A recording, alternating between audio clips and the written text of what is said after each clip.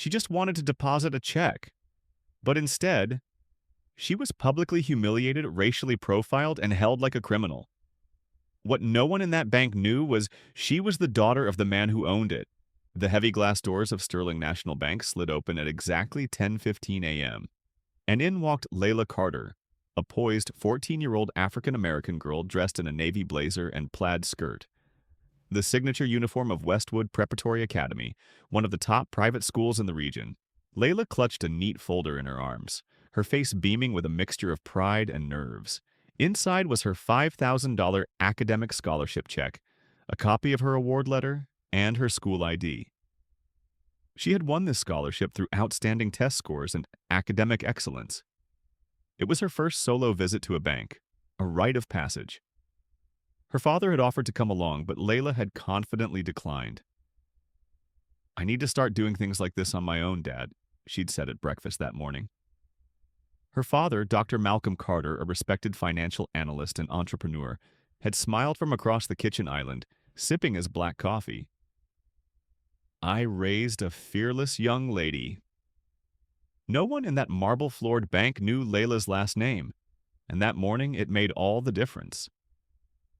Sterling National was located in Larkridge, a well-to-do suburban community just outside Chicago. Known for its exclusivity, the branch exuded an old money vibe, from the towering mahogany counters to the crystal-clear floors polished to a mirror shine. The smiling family photos in its brochures featured only one kind of customer: white. The branch manager, Clarissa Whitmore, a woman in her late 40s with sharp features and sharper prejudices, was notorious for her client curation. She believed in keeping the bank prestigious, and that meant deciding who belonged and who didn't. Just an hour earlier, Clarissa had reminded a new hire, "We maintain a standard here. Not everyone who walks through those doors deserves service." It wasn't the first time she had said it, and it wouldn't be the last. Layla stood in line, reciting her planned sentence in her head. "I'd like to deposit this check into my account, please." Simple, ordinary, a transaction that should have taken 2 minutes. But what followed was anything but ordinary. When it was finally her turn, Layla stepped up to the teller, a woman named Ms. Raines who wore a fake corporate smile that quickly melted into a scowl as soon as she saw the amount on the check. $5,000, she said, loud enough for nearby customers to hear. "Where did you get this?" Layla remained calm. "It's an academic scholarship. I can show you the award letter." Ms. Raines squinted at the check, holding it up to the light like it was a counterfeit bill. Without a word, she pressed a button under her desk. Moments later, Clarissa Whitmore appeared beside her, heels clicking against the marble like a warning bell. She took the check without acknowledging Layla. "Another one of these," she muttered. "We've had issues with fake scholarship checks lately, from people like her." Those last 3 words weren't said loudly, but they didn't have to be. Their meaning was clear. The air turned heavy. "I have my ID and documentation," Layla offered, pulling out her school ID and award letter. Clarissa snatched them from her hand. "We'll need to verify these. In the meantime, you'll wait over there." She signaled to Mr. Barnes, the security guard, a large man with a baton on his hip and very little patience. He took Layla by the arm, not roughly but not gently either, and marched her across the bank, away from the counter and customers. He positioned her near the front window, in plain view of everyone, yet completely isolated. "Stand right here. Don't move," he barked. Layla's cheeks burned with humiliation as curious customers stared. Clarissa crossed her arms and smirked. To everyone watching, it looked like Layla was a troublemaker, a scam artist, a child criminal, but she was just a 14-year-old girl trying to deposit her scholarship. As the minutes dragged by, Layla grew restless. "Excuse me," she said softly. "I left my phone at school during study hall. I just need to call my father. He's expecting me." Clarissa didn't even turn her head. "That's not our problem. You'll stay there until we finish, if your documents are even real." Layla's heart pounded. Panic crept in. They had her check, her ID, her scholarship letter, everything. and now no way to contact anyone. She tried again. Please, I just want to deposit my scholarship check. That's all. Clarissa finally turned around, her voice cold as ice. You look like a fraud. You don't belong here. So I'm making this hard on you, very hard. You'll be lucky if we get to you today. Then she added with a sneer, people like you always find a way to ruin things. That's when Layla made a decision. She wouldn't cry. She wouldn't scream. She wouldn't beg. She would observe. She would document. And soon, she would expose them all. Sometimes the moment that changes everything doesn't come with warning. It comes while you're standing in a corner being ignored, underestimated, and watching everything unfold. Layla Carter had now been standing for over an hour. Her legs ached. Her fingers were stiff from clutching the strap of her backpack. Her mouth was dry, but no one offered her water. Not even a glance. The fluorescent lights buzzed overhead while the marble beneath her shoes seemed to pulse with discomfort. And still, Clarissa Whitmore ignored her. Instead, the manager glided through the bank like she owned every inch of it. She laughed with wealthy clients. She personally escorted a retired couple to the VIP lounge, offering them coffee and delicate shortbread cookies on silver trays. A young white man in a golf shirt deposited a $2,000 check and was immediately greeted with, "Let me expedite this for you." Clarissa beamed. He has no idea. Layla pressed a hand to her chest to slow her pounding heart. This wasn't just about her anymore. This wasn't just humiliation. This was corporate espionage. Her father's company, the one that built Community Wealth, provided fair housing loans and created scholarship programs like the very one Layla had earned, was being betrayed from the inside. And the woman doing it was the same one who'd told Layla, "You don't belong here." A white-hot clarity surged through her. She reached into her backpack and pulled out her small, leather-bound notebook. With trembling hands, she began to write. She documented everything: time, dialogue, movements, expressions, every detail. And someone noticed. From behind the teller counter, a young Asian-American bank employee named Maya Lin had been watching. She had seen how Layla had been treated, watched it all with discomfort growing in her eyes. Now she saw Layla writing furiously. At first, Maya said nothing, but when Clarissa and Langford parted ways, when Clarissa escorted him out the side door, Maya's face shifted from uncertainty to resolve. Layla returned to her corner before anyone noticed she had moved. The rest of the afternoon passed like a slow-burning fire. Layla watched more discrimination unfold. A black couple with a mortgage inquiry was redirected to another branch that might better suit your needs. A white teenager under 16 was allowed to open an account, without a guardian. A Latino family was told to expect delays. An elderly black man, folder in hand, sat ignored for 40 minutes.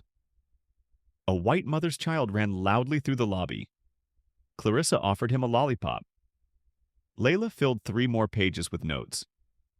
The injustice was systematic, precise, and invisible, unless you were looking for it.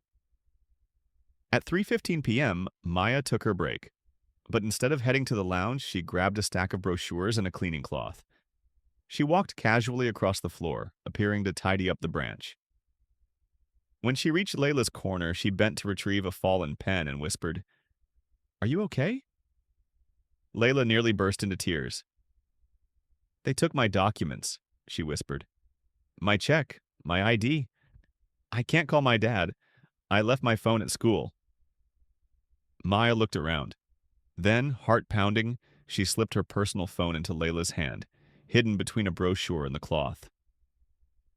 "I could lose my job for this," she said, barely audible. "But this isn't right." "Thank you," Layla choked out. "I don't know what to do." "Be quick," Maya warned. "I'll block the camera. Just make the call." Maya stepped between Layla and the security cameras, rearranging the displays. Layla turned, shielding the phone behind her notebook. Layla had just made the call that would change everything. But help wasn't coming fast enough. And the clock was ticking. Dad, they took everything, my ID, my scholarship check. They made me stand in the corner for almost 4 hours. I don't have my phone. I had to borrow someone else's. Layla Carter's voice was a hushed whisper, her fingers trembling as she gripped the cell phone Maya Lynn had just slipped into her hands. Her father's voice on the other end was calm. Too calm. Layla, listen to me, Dr. Malcolm Carter said. Where exactly are you? The Sterling National Branch on Brookview Avenue. In Larkridge. There was a long pause, the kind that stretched time. And you said you saw Garrett Langford? Malcolm asked, his voice now tinged with a chilling edge. Yes, he met with the manager, Clarissa Whitmore. She gave him a folder marked Confidential Carter Acquisition. It had client lists and timelines. They're planning something, Dad. Dr. Carter's deep breath was audible on the other end. Measured, controlled. The way he always sounded when the stakes were highest. You did the right thing, sweetheart, he said. I want you to stay calm. Don't tell them who you are. My assistant, Miss Laura Benton, is 5 minutes away. I'm getting in the car right now. Don't move. Before Layla could reply, the call disconnected. She tucked the phone back into Maya's hands with a look of gratitude that said more than words. Help is coming, she whispered. Maya nodded and returned to her post. Layla, still trembling, resumed her place by the window, eyes scanning the lobby, her body tense as a loaded spring. At 3:42 p.m., the front doors of Sterling National swung open. A woman in a tailored charcoal gray pantsuit strode in, her stride purposeful, her eyes scanning the room like a hawk. Laura Benton was tall, confident, and clearly not someone used to being ignored. Clarissa Whitmore appeared from the far hallway just as Laura crossed the lobby. Welcome to Sterling National Bank, Clarissa said smoothly, offering her hand. I'm Clarissa Whitmore, branch manager. How may I assist you today? Laura didn't shake her hand. I'm here regarding an urgent matter involving a minor in your custody. Layla Carter, she said. Her voice cut through the room like a scalpel. Clarissa's smile faltered. Oh, the girl with the questionable check? We're still in the process of verifying her information. There were red flags. Laura didn't flinch. She's the daughter of Dr. Malcolm Carter. The blood drained from Clarissa's face. Dr. Malcolm Carter had arrived, and the room would never be the same again. He walked through the bank's front doors, his presence sucking the oxygen from the room. Layla's eyes filled with relief as her father approached her first. You okay? He asked, voice low and warm. She nodded, holding up her notebook. I wrote down everything, every minute. Every word Malcolm nodded once. Then turned slowly toward Clarissa, who was now pale as paper. I believe you've been holding my daughter without cause. Clarissa opened her mouth again, trying to find the right combination of words to escape judgment, but Malcolm didn't wait. Talia Reeves entered moments later, flanked by 2 board members and legal counsel. Several other executives followed, some visibly stunned to be summoned to a local branch. Inside the main conference room, a hush fell as a projector screen lit up. Play the security footage, Malcolm said. His voice was quiet but unchallengeable. And they did. Everyone watched as the screen showed, Layla entering the bank, her polite interaction at the counter, the teller pressing the alarm, the humiliating walk to the corner, nearly 4 hours of footage showing her standing alone, while white customers were guided to private lounges, offered beverages, and smiled upon. The final blow came when the footage showed Clarissa leading Garrett Langford into her office, handing over the confidential file marked Carter Acquisition. No one spoke. Clarissa collapsed into a chair, stunned. Then came Layla's notebook. She stood up, voice steady despite the day's exhaustion. I documented the entire experience. Every time she discriminated against customers, every quote, the time she ignored the policy behind her. She handed it to Laura, who passed it to legal. It matches the video logs perfectly, one of the board members said. Clarissa opened her mouth one last time. I was only following protocol? Talia snapped. Is detaining a child for hours your idea of protocol? Sharing confidential data with a competitor? As Clarissa was escorted out by security, her face showed one final emotion. Not shame, not even guilt, just realization that she had underestimated someone because of her uniform, her age, and her skin. And it had cost her everything. Layla Carter is no longer just a student with a scholarship. She's the spark that set justice in motion. Sometimes it takes one quiet voice to awaken the conscience of a room full of silence. The silence in the conference room at Sterling National Bank was not the peaceful kind. It was heavy, dense, the kind that comes only after the truth crashes through a carefully curated lie.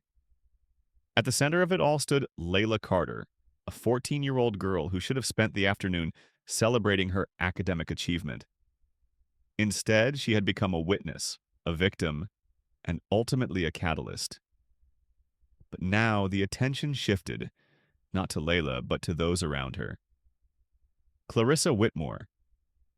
Clarissa sat stiffly at the end of the table, no longer the composed manager who had strutted across the marble floors earlier that day. Her pearl necklace suddenly felt like a noose. Her fingers twisted nervously in her lap as she tried to process the rapid unraveling of her world. Just this morning, she had told her assistant, "Perception is everything in banking." But she had never imagined that the perception she'd so carefully crafted would crumble because of a teenager. She had misjudged Layla, not because she didn't recognize her, but because she didn't care to look. When Clarissa first saw the girl standing at the teller window, she saw a stereotype. Not a scholar, not a person, just a problem. Something to be handled, controlled, dismissed. She had no idea Layla was the daughter of the very man she feared. But as the footage rolled, documenting her behavior, her voice, her choices, Clarissa saw herself through someone else's lens. And she hated what she saw. The problem wasn't that Layla had been important. The problem was that Clarissa hadn't believed she was worth respect, even if she hadn't been. And now she could feel the walls closing in. Maya stood in the back of the room, unnoticed by most, but her heart beat loud in her chest. She had been a teller at Sterling National for just under a year, long enough to know how things worked, long enough to know what not to say, to keep her head down, to stay safe. She had seen what happened to customers like Layla before. Sometimes it was subtle, a longer wait time, a dismissive tone. Other times, like today, it was unmistakable. But Maya had always told herself it wasn't her place, that she couldn't afford to lose her job, that if she spoke up, nothing would change anyway. But today had been different. Layla hadn't cried. She hadn't yelled. She had stood, silently, observing, writing, and that strength had moved Maya in a way she didn't expect. So she broke the rules. She gave her phone. She stood in front of the camera. She shielded the girl no one else would help. Now, as she watched Layla calmly present her evidence, Maya felt something strange bloom inside her. Pride. And maybe hope? Garrett Langford. Garrett Langford sat far from the others, flanked by two corporate investigators. The footage of his covert meeting with Clarissa had been damning. So had the email exchanges, the spreadsheets, the client targeting plans. But what shook him the most wasn't being exposed. It was who had exposed him. A child. A black girl in a school uniform? He hadn't even noticed her in the bank. She hadn't existed in his world until she destroyed it. Langford had always viewed the financial world as a chessboard. Clients were pawns, employees were tools, competitors were enemies to be crushed, and he played to win. But now he was being checkmated by someone who hadn't even been in the game. He stared at Layla across the room and for the first time in his career felt something unfamiliar creeping up his spine. Not fear, not even shame, but the realization that he had underestimated the wrong person. And that would cost him everything. Dr. Malcolm Carter. Dr. Carter didn't move much during the meeting. He didn't shout. He didn't pace. He didn't need to. His silence spoke volumes. So did the way he looked at his daughter, not with anger or vengeance, but with admiration. He had built his career on data, strategy, and ethics. He believed in financial inclusion. He had bought into Sterling National to make a difference, only to discover that rot was growing within its walls. But today wasn't about him. Today, the real power in the room was 14 years old, held a worn notebook in her hand, and had stood alone in the face of casual cruelty. And she had never wavered. Layla Carter. Layla sat quietly now, her voice no longer needed. She had spoken. She had written. She had exposed the truth. And yet she didn't feel triumphant. Not yet. Because for every person who had seen her today, seen what she had endured, there were thousands more who hadn't. There were other girls like her, in other towns and other banks, being told in subtle and not so subtle ways that they didn't belong, and most of them wouldn't have Maya or a notebook or a father who could bring executives to their knees.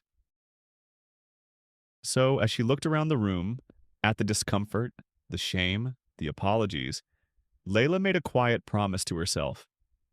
This would not end in this room. This was just where it began. Talia Reeves. The regional director rose from her chair. "I've seen enough," she said. Her voice had the finality of Judgment Day. She turned to Clarissa Whitmore. "You are terminated effective immediately. Your actions violated corporate ethics, civil rights policies, and basic human decency." Then to Garrett Langford.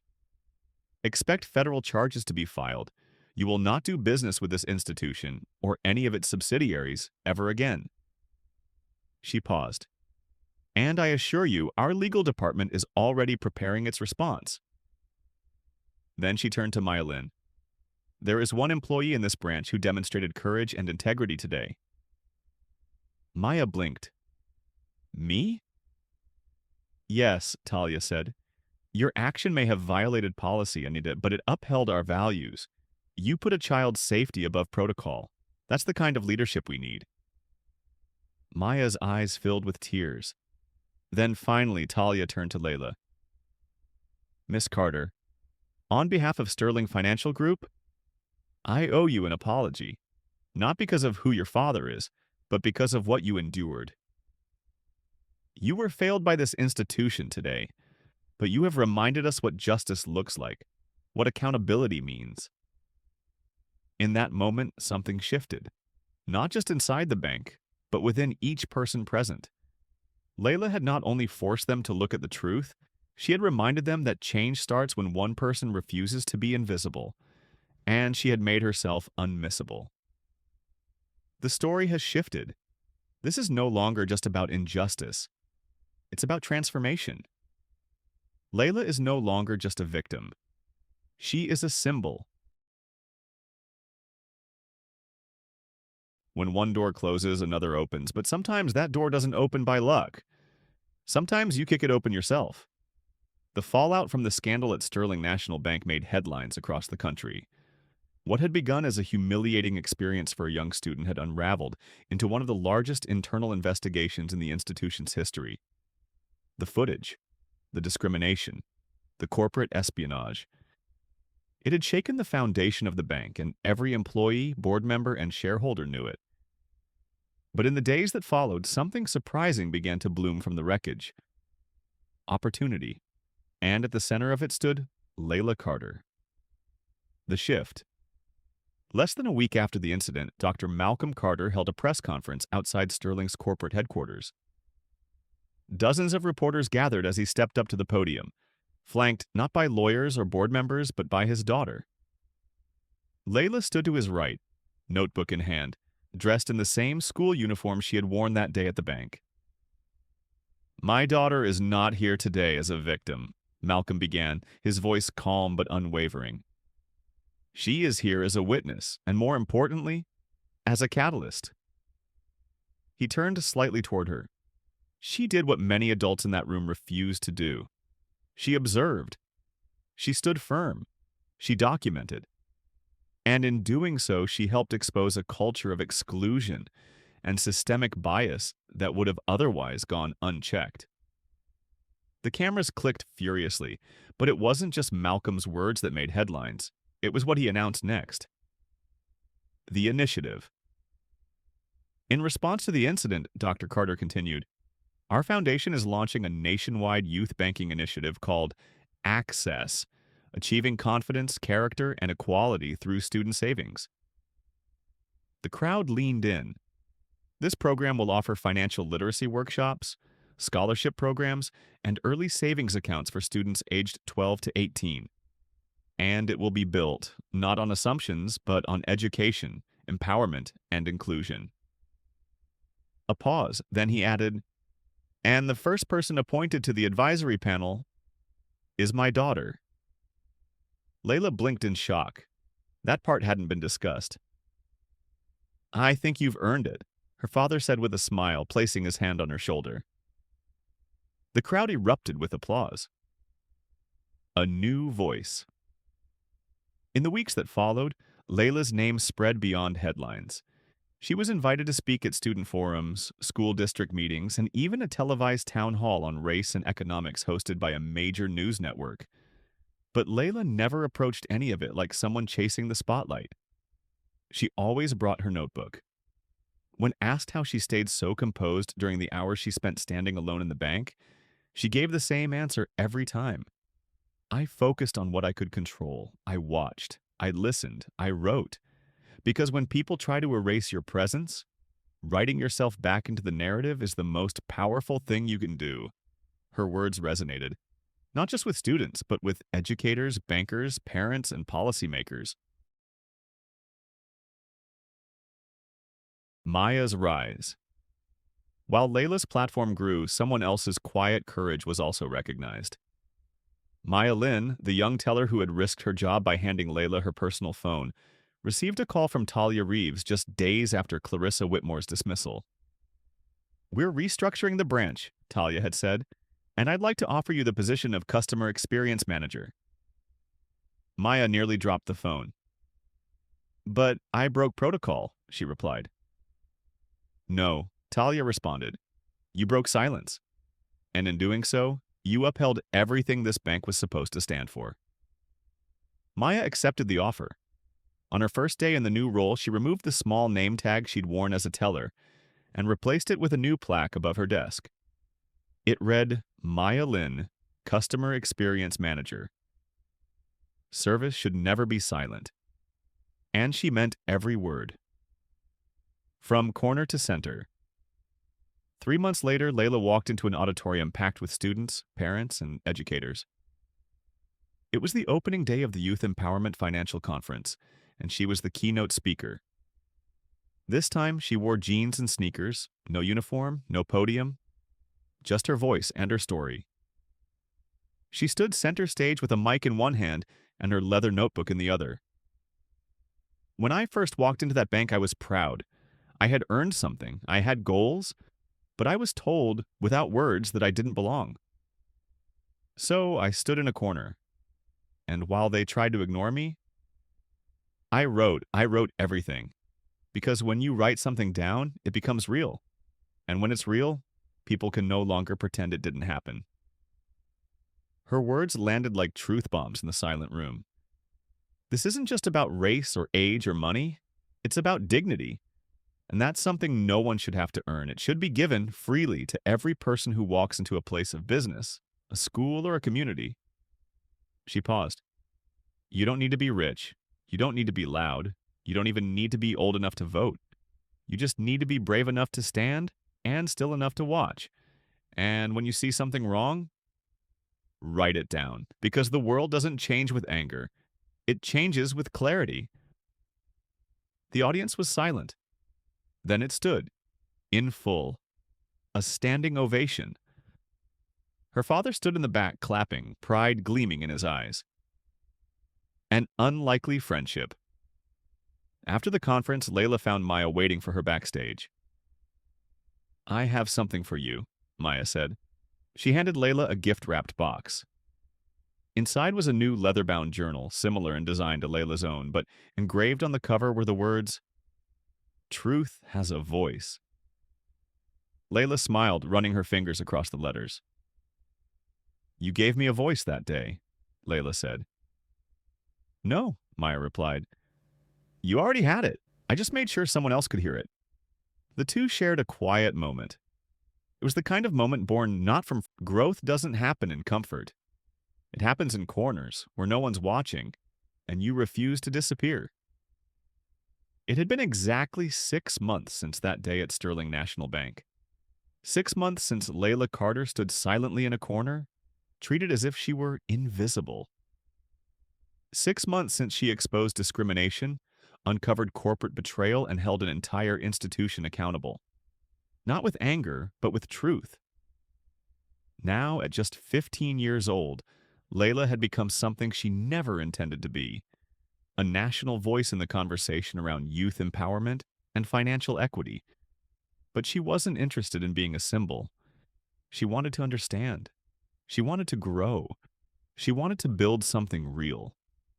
Back to normal, or something like it. Returning to Westwood Preparatory Academy had been strange at first.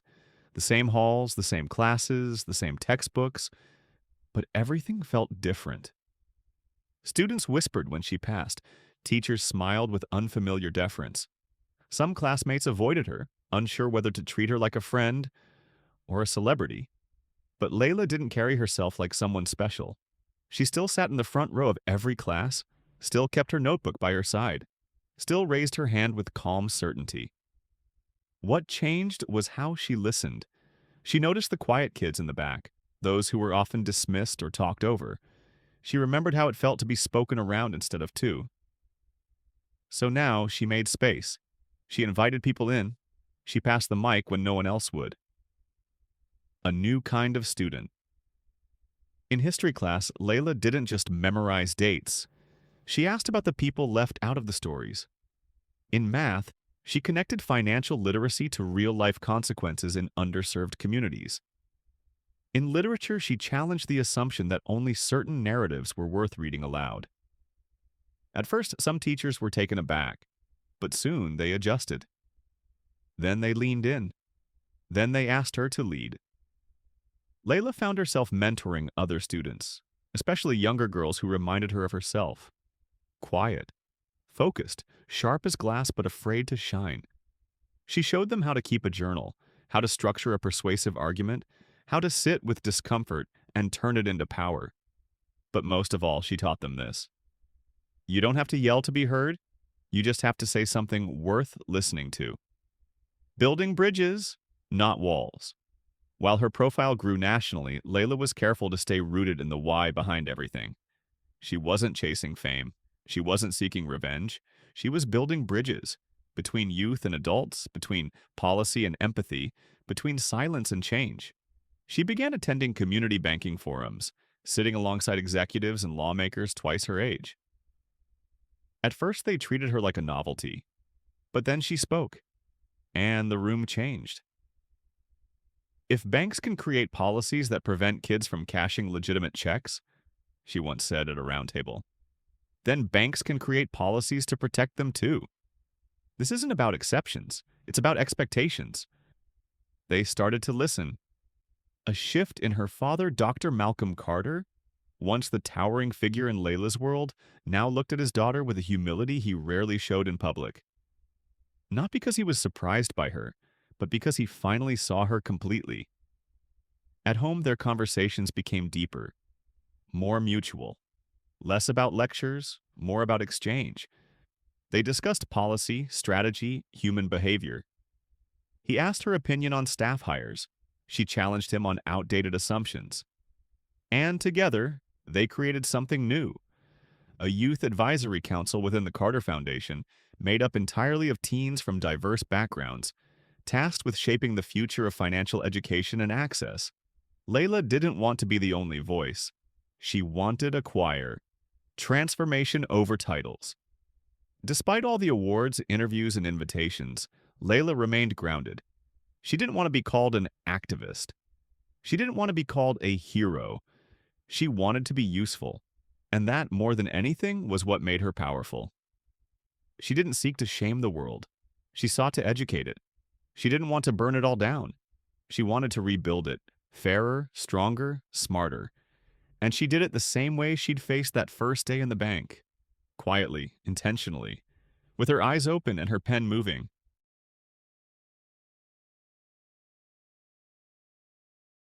in a full circle. One quiet evening, Layla found herself sitting alone on the back steps of her school, watching the sunset stain the sky in streaks of gold and lavender. In her hands was a letter. It was from a 12-year-old girl named Jasmine, who had seen Layla's town hall speech online. "I used to be scared to go into banks with my mom," the letter read, "but now I want to learn how they work, maybe even work in one. Thank you for making me feel like I belong somewhere I didn't think I ever could." Layla pressed the paper to her chest, her eyes stinging with tears. Not of pain, but of purpose. Because the truest measure of growth isn't how far you rise. It's how many people you reach on the way up. Layla Carter has grown not just in influence, but in wisdom, empathy, and purpose.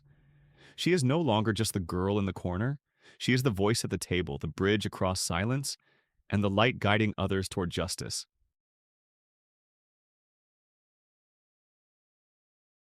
Some stories don't end with applause. They end with action. The autumn air carried a quiet chill as golden leaves floated across the steps of Westwood Preparatory Academy. Inside the school's historic auditorium, every seat was filled. Students, parents, community leaders, even a few city officials, all gathered for one final event before the school year's end, the Carter Youth Legacy Forum. The name had sparked debate at first. Layla herself had hesitated. "It shouldn't be named after me," she told her father. "It was never just about me."